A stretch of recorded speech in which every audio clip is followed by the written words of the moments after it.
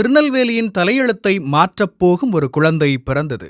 ஏதேதோ வாழ்க்கை சூழல்களை கடந்து சொந்த பந்தங்களை முற்றுமாய் விட்டு சிங்காரச் சென்னையை வந்தடைந்து தமிழும் தமிழ் கலாச்சாரமும் கசடர கற்றுத் தேர்ந்த அந்த மாமனிதர் நெல்லை அப்போஸ்தலன் என்றழைக்கப்பட்ட சார்லஸ் தியோஃபிலஸ் ஈவால்ட் ரேனியஸ் அவர்கள். இந்தியாவில் வேரூன்றியிருந்த சாதியத்தை தீயதென சாடியவர். 1800களிலேயே பெண்களுக்கு கல்வி கற்றுத் தந்தவர். தமிழின் முதல் அறிவியல் நூலாம் பூகோள சாஸ்திரம் தந்தவர். கிறித்தவ சமயப்பணி ஆற்ற வந்தவராயினும் தமிழ் பணியும் ஆற்றிய தகைமையாளர்.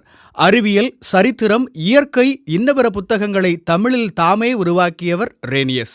18 ஆண்டுகள், 370க்கும் அதிகமான திருச்சபைகள், 107 பள்ளிகள் உருவாக்கி இதே நெல்லை மண்ணில் விதைக்கப்பட்ட சார்லஸ் தியோஃபிலஸ் ஈவால்ட் ரேனியஸ் அவர்களின் பிறந்த தினமாம் நவம்பர் 5ஆம் நாளை ரேனியஸ் தினமென கொண்டாடி மகிழ்வோம்.